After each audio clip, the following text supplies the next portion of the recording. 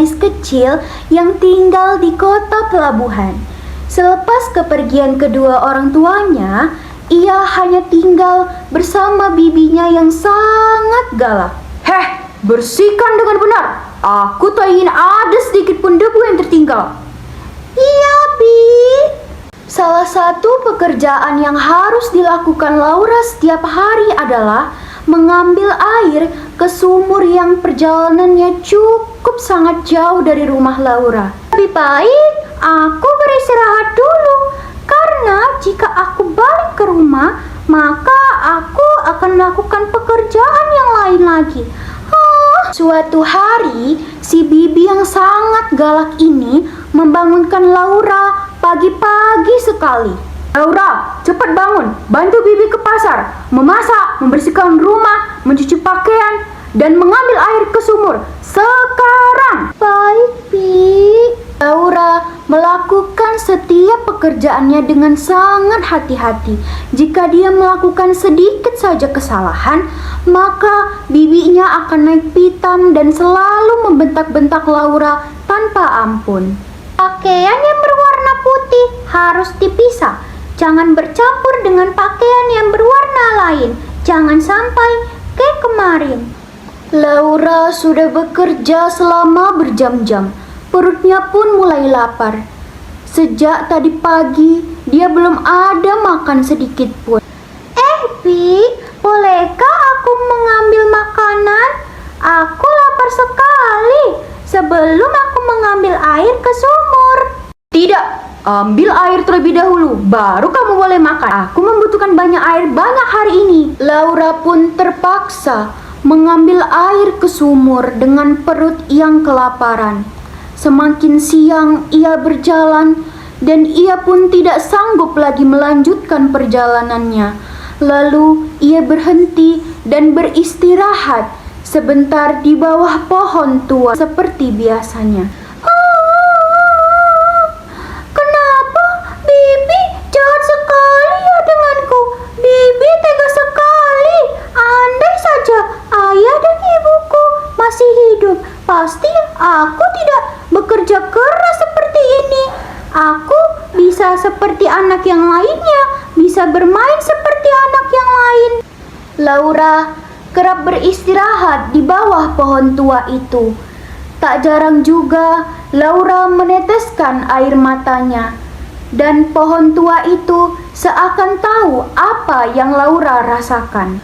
Semakin hari, Laura semakin sering berlindung di bawah pohon tua itu, dan pohon tua itu selalu menundukkan daun dan juga rantingnya agar Laura tidak terkena sinar matahari yang terik.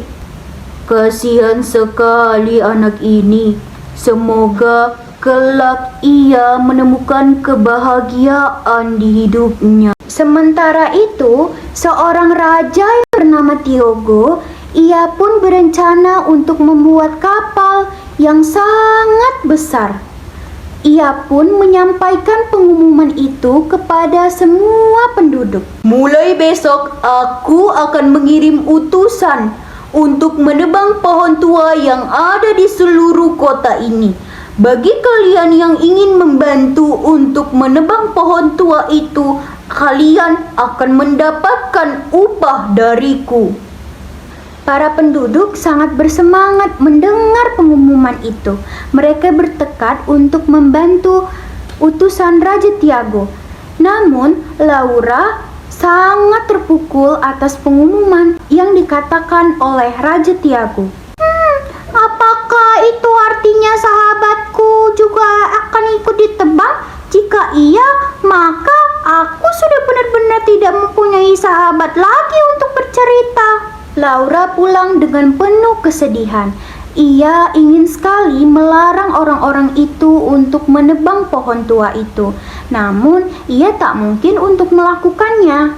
Beberapa hari kemudian, Laura hendak mengambil air ke sumur itu. Saat melintasi pohon tua itu, ia melihat ada tempelan kerajaan di pohon tua itu. Oh tidak, ada cap kerajaan di pohon itu. Pasti pohon itu akan ditebang. Laura langsung berlari dan memeluk pohon tua itu. Dia tidak bisa menahan rasa sedihnya, hingga air matanya bercucuran dengan memeluk pohon tua itu. Jangan sedih. Ah, kau bisa bicara? Iya, dengan orang terlihat saja. Sudah, tenangkan dirimu. Kapal itu tidak akan bisa berlayar. Suatu saat kamu akan datang ke tempat itu dan kamu akan naik ke kapal itu dan kita akan berlayar bersama. Tapi bukankah itu hal yang sulit untuk dilakukan? Tidak, kamu pasti bisa. Esok paginya, pohon tua itu ditebang oleh utusan Raja Tiago. Proses pembuatan kapal pun telah dilakukan. Beberapa bulan lamanya, akhirnya kapal itu telah jadi. Kerja bagus, kapal ini sungguh istimewa. Benar aja, kapal ini dibuat dengan kayu yang istimewa. Pasti kuat. Hari berikutnya, Raja Tiago dan awak kapal bersiap untuk berlayar menggunakan kapal itu. Namun, Maaf Raja, kapal ini tidak bisa bergerak sama sekali. Bagaimana bisa? Bukankah kapal ini diperiksa baik-baik saja? Mungkin saja kapal ini tersangkut, kami akan mendorongnya lebih jauh lagi ke air. para awak kapal pun berupaya untuk mendorong kapal itu.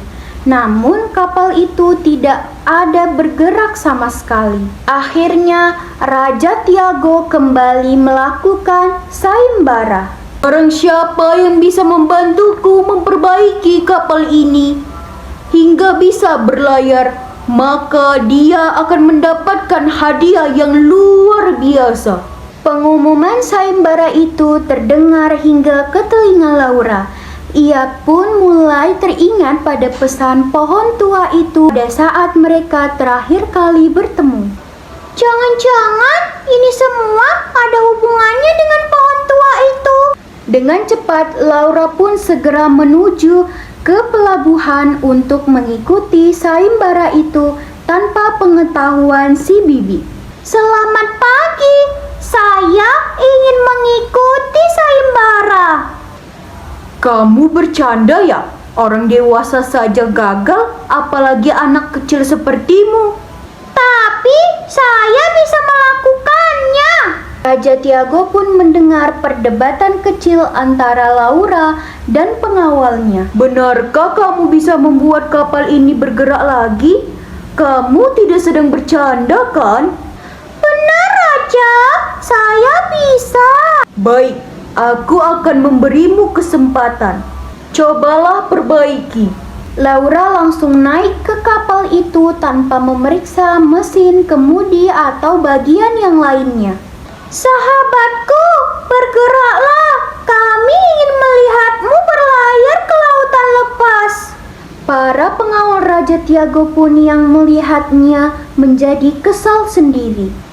Benar kan? Anak itu hanya main-main aja. Namun, kapal itu bergerak sedikit demi sedikit. Orang di sana pun terheran melihatnya. Bagaimana kamu bisa melakukannya? Salah satu pohon tua yang digunakan untuk membuat kapal ini adalah sahabatku, Raja. Dan aku selalu bercerita sambil menangis di bawah pohon itu. Aku juga sering beristirahat di bawah pohon itu.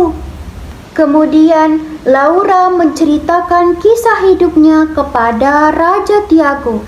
Dan Raja Tiago sangat tersentuh dengan perjalanan hidupnya. Terima kasih Laura. Sebagai imbalannya, aku akan menganggapmu sebagai anak. Dan aku akan membiarkanmu untuk tidur di istana.